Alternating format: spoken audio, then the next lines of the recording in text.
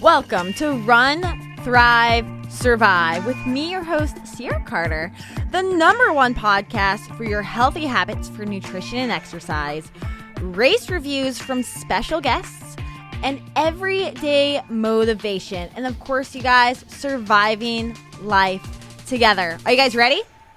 Let's go.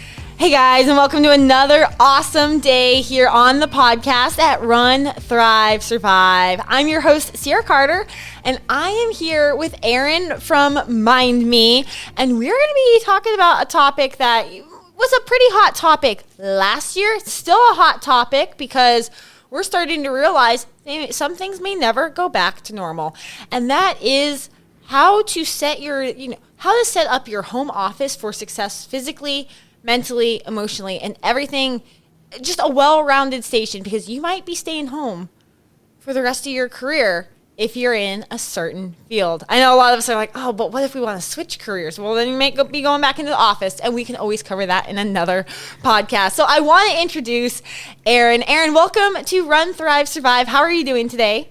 I am fantastic, Sierra. Thank you for having me today. I'm super excited to talk about this. And just give us a little brief overview. What is Mind Me? Mind Me is a space that I've cultivated where we're empowering people to elevate their ability to make decisions and evolve into a lifestyle that is completely themselves. It's the way that they've always dreamed of living. And it embraces more of happiness and community culture rather than a separation and, 100-hour work week. I love that last part, that 100-hour work week. That is exactly what we're all trying to avoid. I saw a quote earlier. It said, a lot of people, we're not working as hard as we're working for nice things like nice cars. I mean, some people are, nice houses, nice cars.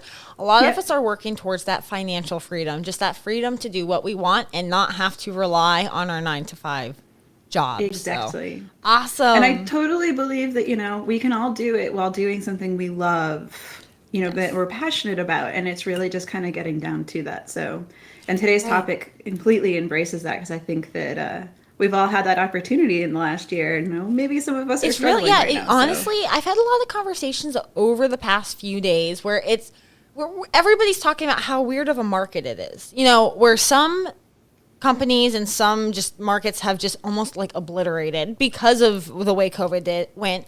And then there's others that are thriving, that are just growing nonstop. And people are beginning to be able to choose what they want, opposed to it being in the employer's court, choosing, hey, you have to work here or you're not going to have a job or a house or a family because, hey, how are you going to sustain yourself? So it's a really interesting topic that we have today. And we come from this with a big background in health and fitness. And so, Erin, I want you to go ahead and give a background to the audience. What kind of background do you have in the health fitness arena? So, I have been a licensed massage therapist for over 14 years now. And in that, I have diversified. I am a yoga instructor and facilitator, a meditation teacher and facilitator.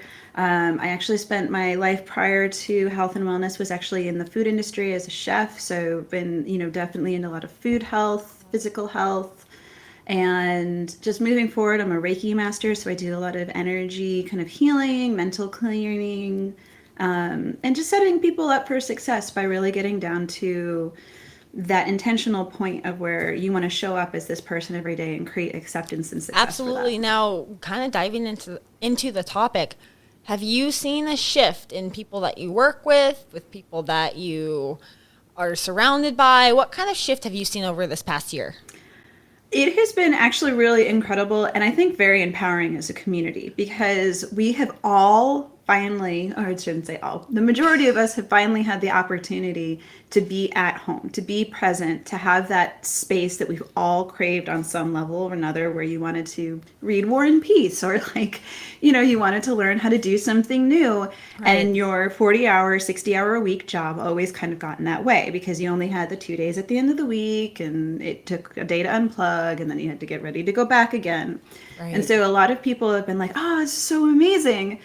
And then about halfway through it, they're like, wait a minute, we've got some blurry lines going on now, and now we've got some chaos coming from this. And a lot of people have just kind of come in and they're like, I don't understand what I'm missing. Like, this is something I've always wanted, and why is it not working? And so definitely helping a lot of people set up more successful work at Right. home And I mean, situations. if we all flash back to, was it March, April of 2020? It's like flashing back there. At least here in Florida, I can't speak for other states, but here in Florida, we had gorgeous weather, like just absolutely perfect quarantine weather, better weather than I've ever seen here in Florida. And it's like 7 years I've been here, and everybody was so ready to unplug. Employers, one thing I do want to note, when I think the shift came a second time later down the road when we haven't gone back to the office, employers were very lenient around that time. They were like, they didn't really have a choice. They had to send you home. Nobody really knew how this online thing was going to work when it came to work. The whole world was impacted, so obviously a lot of things got backed up. The transition was at ease for just about every single company I can't think of a lot of companies that weren't saying, "Hey, we're not affected by this. We've been, spot on time with everything." But we all had this time period where it's like the world gave us a timeout. Just, hey, you know what, you guys? It's like the ultimate paid vacation, right? Like, you got to sit at home, you didn't lose your job, you got to spend it with your family and friends. Take a minute, to a degree, just take a minute, refocus yourself and see what you want. Now, of course, a lot of weird things did happen in that time. But now, going months down, we see it. People, just said it. Whoa, what are we doing? Like, now I have to actually perform at work, but I'm still at home. So they don't have that leniency period anymore where employers were like, all right, well, we're going to be home for a while, so you guys got to step it up, you got to figure it out, and you got to go from there. And this is where I know you and I talk a lot, where a lot of people weren't prepared for this, and they weren't ready to set themselves up for success at their home. Now, when you are working with people, what do you think are some of the biggest red flags of a bad at-home work environment that people have set up? And I'm not saying anything's bad, but something distracting, something where you can see it's going to take a toll on them, and they're going to probably burn out fast. Yeah. So I think that I've really kind of seen, and I've really kind of helped people create at this point, is that, so businesses are now like, oh, we don't have to have so much overhead. The online thing worked. And at first, everybody scrambled, and it was very kind of survivor based. It was like, oh, I've got to keep my job. I got to do whatever they ask. But the employer's like, oh, I can't ask too much, right? So you got that leniency. And now that they're saying, oh, well, wow, it really helps us function overall. Our employees are happier being at home. But what happened is that there's still that little bit of survivor mentality for the at-home worker. And so they really feel the need to overproduce to maintain this like expectation, let's just say, that might or might not actually exist, but it's in their mind, it's in their heart. There's still that, well, how do I justify myself staying at home? Yes, I love being with my family. And then there's no real boundaries because we kind of went into this like kerplunk. Everybody just went home and started working from home and used Zoom or whatever. And so there was no real healthy boundaries, spaces set up, because it was, I've got to manage the kids who are not in school. I've got to, take care of the pets, and there's like laundry to do, and I've got to be at work, and I'm supposed to be logged on. And so I see a lot of people even today, like, that are not going back to an office situation, that you get to stay at home. They don't have a concept of the same kind of boundaries that they mentally had when they were in an office setting. Absolutely. So, there was this mental permission that we were giving ourselves to get up, have our morning routine, get the kids off to school, grab all my stuff and my coffee, go through my commuter traffic, have time for my podcast. So that was considered like personal time almost. Right. You got to the office, your lunch was your time. There's no external circumstances except for your coworkers. And then, the end of the day, go home, make dinner, get the kids' homework done. The end of the day, right? And so you had this kind of wash, rinse, repeat behavior that was kind of like, oh, so I've showed up at my brick and mortar and I did the job that I was paid to do. And so you were giving yourself these layers of permission that it was okay, like that I'm worth what you're giving me as a salary. Well, now you're home. And so those boundaries have to be reestablished and really kind of rethought, and your personal space needs to be, I think, a little shifted as well, so that you're creating similar boundaries and similar behaviors, and you're enjoying them. And because you're enjoying them, your family and your friends and your community enjoys them. And so you start showing up again as that happy person who's now just working from home. So that's kind of Yeah. what I've No, I seen. mean, I can say the same thing. I was going to point out, and I think you did an awesome job of covering it, that 5 o'clock stop time is that boundary was either pushed or obliterated. It's something that we were talking about prior to the pandemic, how boundaries were being crossed when it came to our phones. You know, our boss can message us at 1 a.m. and probably expect a reply in 5 minutes. So you better be on your phone consistently ready to work, where it seems like our 40-hour work week went to working around the clock. And we see this a lot. Single mothers or stay-at-home mothers, they never shut off. And Yep. it happens to a lot of people, and it creates this major burnout. I want to say one thing that was kind of interesting that I heard somebody say the other day. And I didn't think about it until I heard this, and honestly, it makes so much sense. So if let's say you're a line worker, you work at a factory, and your job, you have to be there, like making cars. Can you do that online? Can you do that at home? No, probably not, because you need the machines, you need all that. Your workday pretty much ends when you leave. Now, let's say you work for a marketing company. If you're working for this marketing company and they're expecting you to come up with 100,000 different ideas, your brain is going to still be on, because you can take that tool in your toolbox home with you. So you're consistently thinking about it. And if you don't have an answer by the time you walk in tomorrow for work, maybe your boss is going to yell at you, maybe you're going to get fired, whatever it is, you're consistently now working on it. So that was before the pandemic. Of course, it's during the pandemic, but it's getting even worse. So Yep. seeing how this is all going, where do you see, I guess, how do you forecast everything turning out? Do you see people starting to get comfortable with it? Do you think maybe we're going to start to realize we need to be in offices? How do you see this going? I think that on the larger scale, companies will kind of make adjustments based on, the way that they are communicating. Absolutely. And I think that employees or worker bees, whatever you want to call them, will need to learn to set some healthier boundaries. And I kind of harp on that a lot because I feel like it's the personal responsibility. There's a new layer of trust that's developing between the employer-employee relationship. Because you're at home, you can log your computer in, because on the flip side of this, you can log in and not be in front of a camera and just supposedly be doing something, and your employer is trusting that you are doing what you say you're going to do.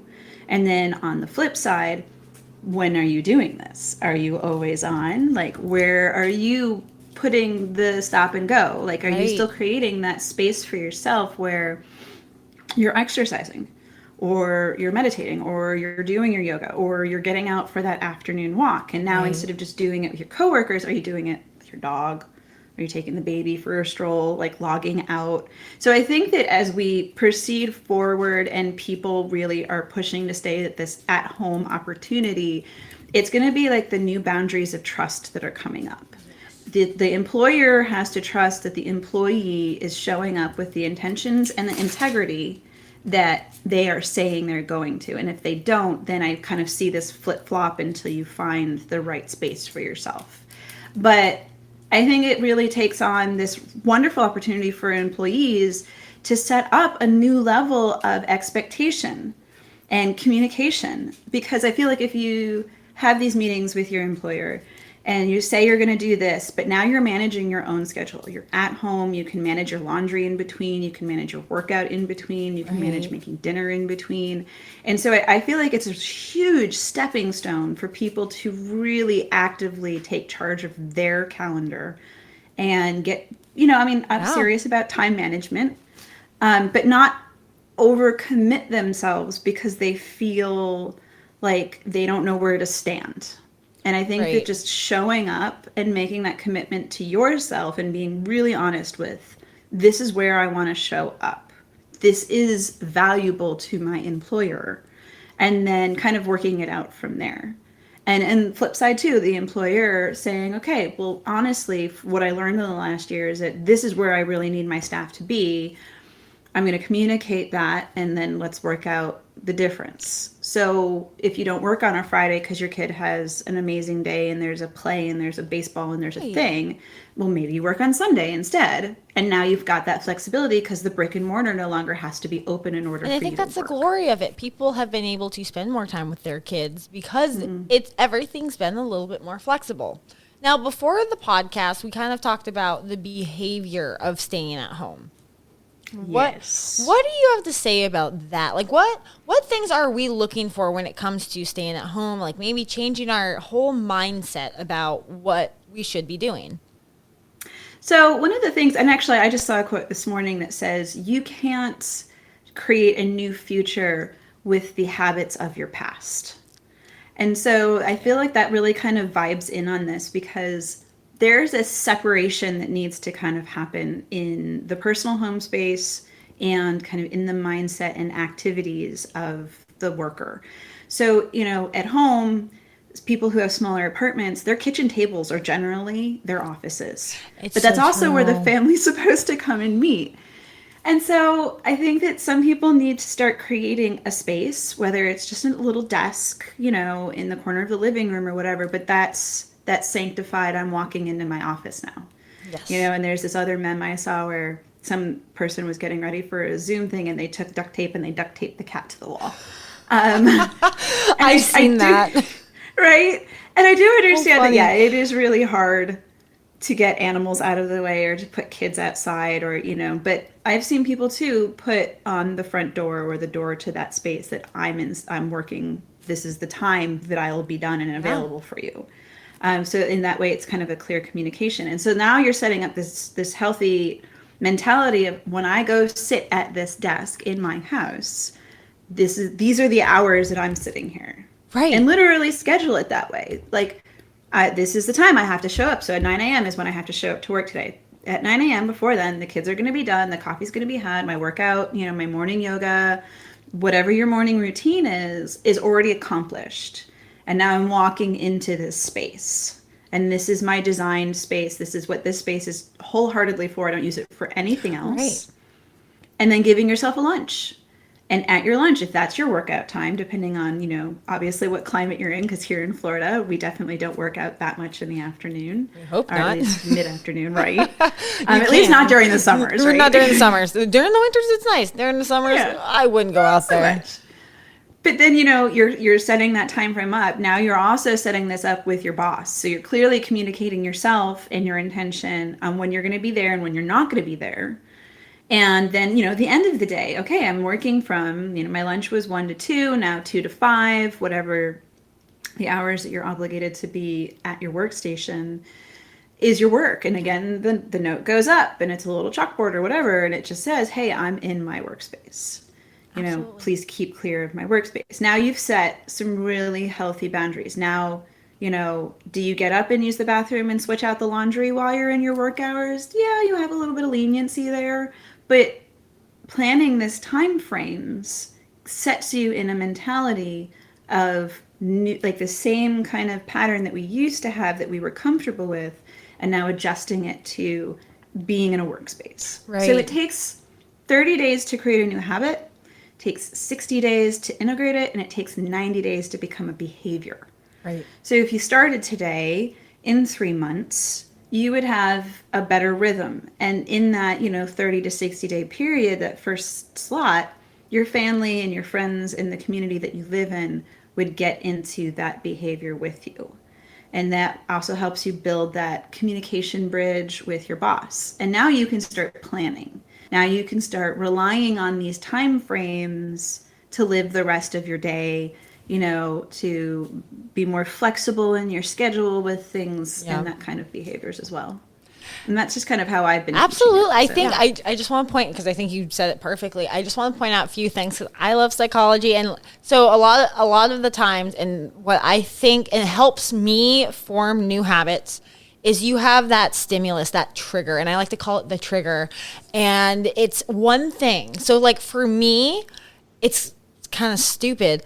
If I want to have a really good workout, so your body reacts to certain stimuli in your environment, in a certain way. So let's say your computer and your desk is set up the same way every single day. If something is off, you most likely will feel weird because that stimulus or stimuli are not the exact same. I personally use my water bottle for a workout. So I always have the same water bottle for a workout. And I tested this because I thought it was kind of a stupid thing when I thought about it. But honestly, it works. So if I don't have this water bottle, it feels weird working out. But if I do, you have a great workout. So I can transfer that to just about any place I go and work out. Now, I want to point out something. Corporations, when I worked for Orange Theory or Starbucks, they want you to have the same experience. You'll notice how those places are set up the same way. Like some places are laid out a little bit differently, but more of the same. They're the exact same thing. It's because they want you to still feel that same experience every time you walk in. The stimuli still, overwhelm you with the same emotions, same feelings, same everything. And I think that's a very powerful thing. So if you set yourself up for success, maybe you can go back and think, what makes you feel like you're at work? Maybe it's just putting on a pair of shoes. All right. Maybe you're still in your pajamas. Maybe you're still in like your nightgown or whatever it is. But if you just put on your work shoes, maybe that's what's going to stimulate you to be like, I'm in work mode now. I'm not in lounge mode. I'm not in sleep mode. I'm in work mode, even though the rest of the room might be crazy. You are not. So I think it's so important to just find that one key stimuli, that one key trigger that really helps set up that behavior. So powerful. And in order to find it too, one of the other things is just make one different choice every day. Yes. And just test it and just see if it makes you excited to get up the next day and repeat, right? Because that's the fun part. I mean, it used to be fun. Let's go to the office and meet all of our office friends, right? And have our office experience. And now it's just, what is that at home? And so I love that idea. That is actually really awesome. I might actually have to try your water bottle thing. Yeah, I've not done that with a water bottle. Because if you think about it, we'll get into this too, right? It's kind of my next segue question to you. When you work out in different spaces, okay, so when we were working out in the gym, before the pandemic, and we all had to switch to home workouts, I bet those home workouts did not feel very accomplished. They didn't feel like, oh yes, hard workout at the gym. You felt kind of like, my muscles didn't move correctly. I felt kind of odd. I mean, it's the same thing. It's the same way that we hear about people that overdose. They can take, if they're in they're in the same room when they do these drugs and then they move to a different room. Well, that room didn't tell their body to get them ready to take these drugs. That's why they overdose so easily when they're somewhere else. It's the same thing with gyms. If you're not walking into that gym, seeing your buddies, seeing the same machines you see every day, your body's not like, oh, adrenaline rush and I'm in the gym. You don't get that reaction. Your body doesn't set you up correctly. So you have this like sluggish workout. So speaking of workouts and health and fitness, what do you think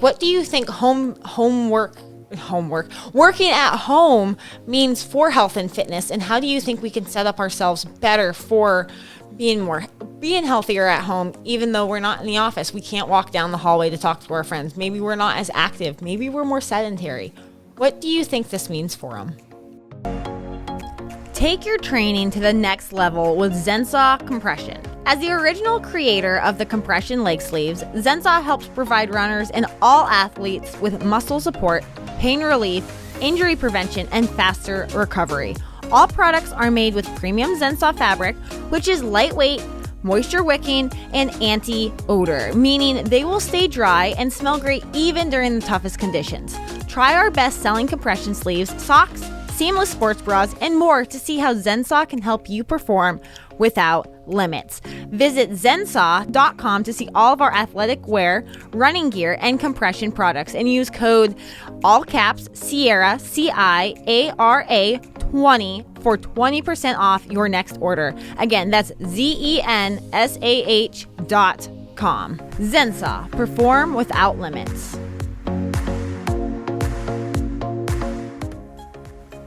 I think that and it's kind of funny too, because I went through this earlier in my life when I was leaving university. I was playing, tennis for my university. I had that huge workout schedule. Mm-hmm. And when I decided I didn't want to go back to a gym again, because it was just not me unless I was, formally having to commit to that. For me, I started really taking active enjoyment in changing my environment for what I was doing a workout. And I do workouts that are using my own body weight. So for me, I always bring the same mat to work out on. Like, I love my mat. I've actually recently just changed it from a rubber to a cloth, but I always bring this mat. And so even if I go for a hike and I'm on the mountain and I'm like, okay, cool, or, you know, I'm at the beach and I'm going to go do my beach workout, you know, I bring this mat with me and my water bottle, and I do my 20-30 minute workout. And it actually took me a really long time to get into that long. So at first it's really hard because now I'm not in a space that's designated where everybody's committing to the same activity. And it really upped my game to be like, well, why didn't I not want to work out today? Am I just too tired? I don't have the motivation. I don't have the music. I don't have the this.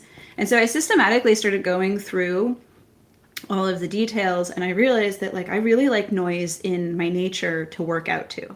So I purposefully pick like water locations with rivers and streams and oceans and wind, because I really enjoyed that noise, and that noise made me really excited to work out because I was like jamming. I'm like, I love being outside. I want to sweat. I want to do this. And so for me, like, that's when I really started actively working out. And I didn't set unreal expectations, like, because I wasn't receiving the stress of an office situation. Some of my career paths have been doing like large outdoor events. So I'm outside all day at that point. And I still needed the stress relief from the workout. You know, I needed that calming rhythmic energy that was being put out in order to not only maintain my physical body, but my mental self. Absolutely. And so I started really picking, again, more active outdoor situations where it was like, okay, I'm walking out of this area where I've been working. I'm walking into a different area. I'm bringing my mat. I'm going to do this. I'm committing to 10 minutes today. So I'm going to do this 10-minute intense, you know, HIIT workout. And then other days it was 30. And I really work out like maybe 3 times a week actively, like for muscle building and all of that. And then I got into more of a yoga flow because I was definitely wanting that stretch, that intense energy release. And I play with that rhythm. And I think that people, now that you're home, have the opportunity to really get into exploring new rhythms, exploring new workouts, and taking your time with it, because YouTube is amazing too. So there's tons of there's so much on YouTube, and I know for a lot of people it's hard to maybe like watch a video and try to get pumped up and do it with the video. But you know, even if you want to watch it on your off hours and then go try what you remember from that video, any combination of it, as long as you're moving, can really be a big help in your life. Now, as far as like small things that people can do, other than, of course, setting up that lunchtime workout with their boss, saying, hey, you know, between hours of 11 to 5, that is a long workout, 11 to 11:30, I am going, 5 hours later, your boss is going to fire you.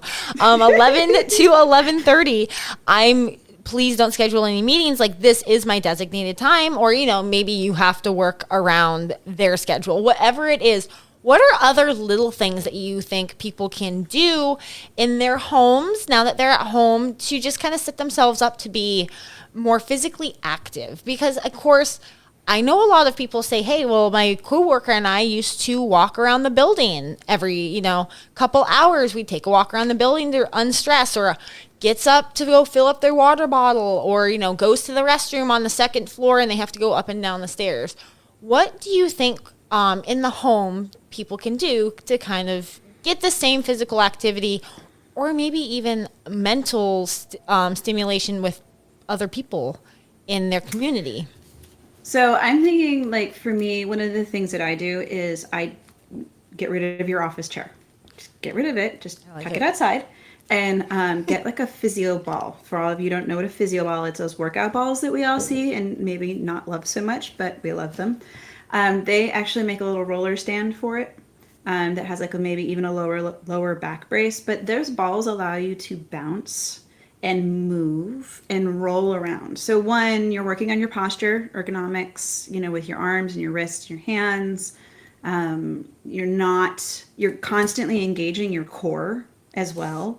because you're not just able to hunch over or, just sit like wide open, but you're asking yourself to maintain your head and your posture in a way which you are not. So that right there actually just causes an uptake on the amount of energy that you are using and circulating in the body. You're processing oxygen better, you're digesting better. So you're naturally just giving yourself more energy than the people who sit kind of hunched over like this, because here you're really crushing the abdomen, you're not digesting properly, you're using a lot of energy to just maintain your head up. And then, set a timer on your phone, set a bunch of alarms, and every hour or two, go take a 5-minute walk.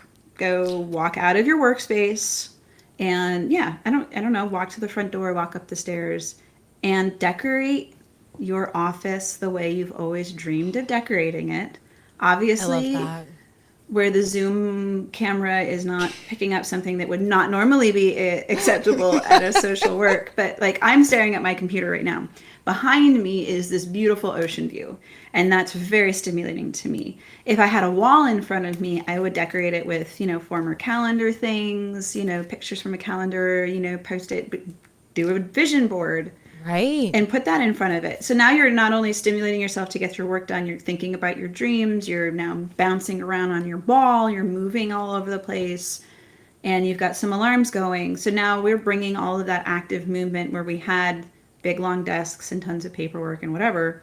Now we're creating that same kind of movement opportunity at your home space. I think that's those things right there are so powerful to put you not only in a better physical position in life, but a mental position. Because you feel like you have control.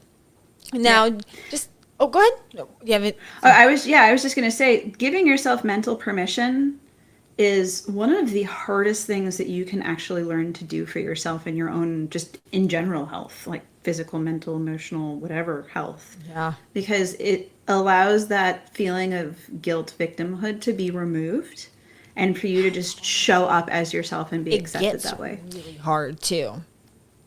Oh, yeah. Especially right now when you feel like, you're at home. Now you cannot leave your office, why it's so important to have your own designated area. If you feel like you're sitting at the dining room table eating dinner, but you should be working, you've got that mental guilt. You're not going to care, or not saying you don't care, but you're not going to be engaged with maybe your kid that's sitting there eating dinner with you, because now you're thinking about that next project that's due at work. Yep. Great point. Yeah, and that too is a lot about like where we've talked today about the structure and the space and, all these healthy boundaries. When you accomplish that, it actually gives you that sense of acceptance because you have accomplished it. And so you can show that to yourself, to your boss, to your family, and that actually alleviates some of that guilt that comes up from, I'm now cleared my counter, my kitchen table of my work stuff, and I'm having dinner. And that's kind of where that muddled line comes in. So kind of creating some healthy steps that are easily achievable. Now, kind of wrapping the podcast up, we're getting close on time. What would you tell everybody listening? So what's one piece of advice? I mean, it could be about mental clarity, physical, emotional, whatever it is. What piece of advice would you want them to just take away from this podcast today? One of the things that is a similarity that a lot of people should maybe embrace is that living at home and working at home is essentially being your own boss. And you are brazing the line of being an entrepreneur. And although you might not be creating something that is like a product or a service or whatever, you are still serving your company and those people who rely on you. And so anybody who's ever dreamed about having your own business, this is what it takes. And so you are literally committing and investing in yourself. And these tricks and tips that we are talking about today not only translate into a work environment at home, but also a family environment at home. Absolutely. And they start to outline how important it is, how much of your time and energy, and that's value. It's not how much money you make, it's how much time and energy you show up and you dedicate and how you use it. And that's the choice that we get to make every day when we show up to our computers and we show up to our family and we show up for ourselves. And so when you want to get really intentional about what's important, those are the questions to ask yourself. Am I am I showing up as who I really am? Does it feel good? You know, am I cultivating that? Am I being accepted and successful for showing up that way? And is it in line with kind of the clarity of where I want to be going? Absolutely. And every time you kind of maybe do a self-evaluation, this is what entrepreneurs do. This is what Sarah and I do as, you know, business owners ourselves, is we really are very brutally honest with ourselves about the use of our time and energy, and being very intentional with it, because it's very powerful. You can do a lot with it, and just kind of giving that those lines back, that's what I would say. There's no worse feeling than feeling like you wasted time that you could have spent doing something differently. Absolutely. So. Now, Erin, where can they find you if they want to learn more about Mind Me, or hear, you know, just get in contact with you? Do you have a website, your Instagram? Oh yeah, so my website is www.mindme, M-E-E-E, standing for Empower, Elevate, and Evolve.com. And so you can find me there, and that has all sorts of opportunities for private lessons in meditation or in yoga, one-on-one coaching sessions, or even just a free 30 minutes to talk for those who are in need and not really sure where to go. Definitely there. Same username, Mind Me, on Instagram and on Facebook, LinkedIn, and on YouTube. So there you go. Awesome. And on YouTube, I have a whole bunch of free classes and talks too, that just reconcepting different points of reality and kind of shifting that mindset about what's going on in here is real. What's going on out here is stuff that you can handle. Thank you so much for coming on this show. I know we will be having more and more of these podcasts discussing fun topics like this, because, Erin, you're just full of knowledge and ideas that just help everybody. So thank you so much for coming on today's podcast. And for everybody listening to this, thank you for listening today. Please, wherever you're listening to this, whether it's on Spotify, Apple, YouTube, whatever it is, please like, subscribe, and leave a review. Pretty soon, if you're on Spotify or on Apple, I will be reading off the fun reviews that are left each week at the beginning of the podcast, and maybe you will hear yours. If you do, you get a free 20 to 30 minute consultation on health, fitness, anything, an overview to see where you need to be not helped, but where we need to see what needs to be more balanced in your life. So get over there, like, subscribe, and leave a review. Other than that, find me on Facebook at Run Thrive Survive, and Instagram at The Runpreneur, where you will never miss any more content coming out. Until then, as always, you guys, make sure you are out there running your lives instead of letting life run you. See you guys later. Bye.